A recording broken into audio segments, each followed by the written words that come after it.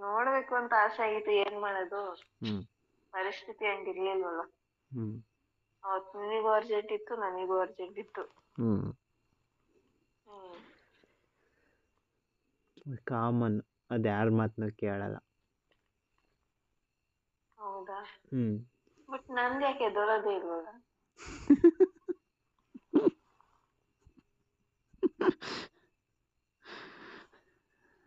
ಏನೋ ನನ್ಗೂ ಕ್ಯೂರಿಯಾಸಿಟಿ ಇದೆ.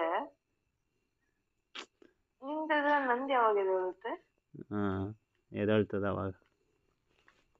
ಯಾವಾಗ ಅಂದ್ರೆ ಯಾವ ತರ, ಅದ್ ಹೆಂಗ್ ಗೊತ್ತಾಗುತ್ತೆ? ನನಗೆ ಹೆಂಗೆ ಗೊತ್ತಾ, ನನಗೇನು ಎಕ್ಸ್ಪೀರಿಯನ್ಸ್ ಆಯ್ತಾ? ಪಾಪ ಅವೆಲ್ಲ ನೋಡೋರ್ಗೆ ಗೊತ್ತಿರೋದಂತೆ.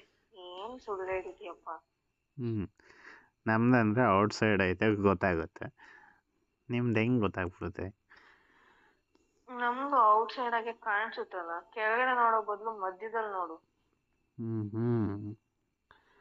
ಕತ್ಕಿನ ಕೆಳಗಡೆ ಇರುತ್ತಲ್ಲ ಅಲ್ಲಿ ನೋಡು, ಹೊಟ್ಟೆಯಿಂದ ಮೇಲ್ಗಡೆ ಇರುತ್ತಲ್ಲ ಅಲ್ಲಿ ನೋಡು. ಏನಾಗಿರುತ್ತೆ ಮ್ಯಾಂಗೋ?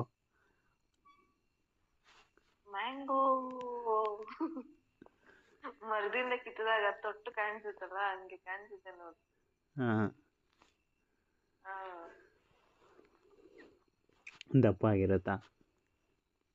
ಹ್ಮ್ ಹಾಂ ಹಾಂ. ಎಲ್ಲರೂ ದಪ್ಪ ಇರೋ ಮ್ಯಾಂಗೋನೇ ಅಲ್ವಾ ಇಷ್ಟಪಡೋದು. ಹ್ಞೂ, ಹ್ಮ್ ಕೈ ತುಂಬ ಹಿಡ್ಕೊಂಡು ಬಾಯಿ ತುಂಬ ತಿನ್ಬೋದು ಅಂತ. ಹೌದು. ಹ್ಞೂ, ನಾವು ಸ್ವಲ್ಪ ಗೊಬ್ಬರ ಗಿಬ್ಬರ ಹಾಕೊಂಡ್ರೆ ಇನ್ನೂ ದಪ್ಪಕ್ಕೆ ಚೆನ್ನಾಗಿರುತ್ತೆ. ಮಾವಿನಕಾಯಿ ಮರನೇ ಆಗ್ಲಿ, ಹಣ್ಣೇ ಆಗ್ಲಿ ಅಲ್ವಾ? ಹ್ಞೂ. ಹಾಕ್ಬೇಕಾ ಇವಾಗ ಇರೋಷ್ಟೇ ಸಾಕ? ನಾನು ಗೊಬ್ಬರ ಹಾಕ್ಬೇಕಾಗಿರೋದು. ಓಹೋ, ಹಂಗ. ಹಾಂ,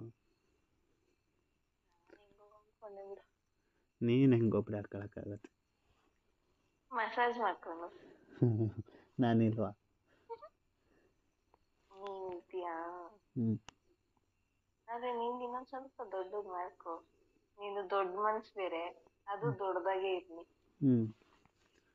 ಹ್ಮ್ ಹೇಳ್ದೆ ಕೇಳ್ದೆ ಬೆಳೆದು ಬಿಡಲ್ಲ ಅದು.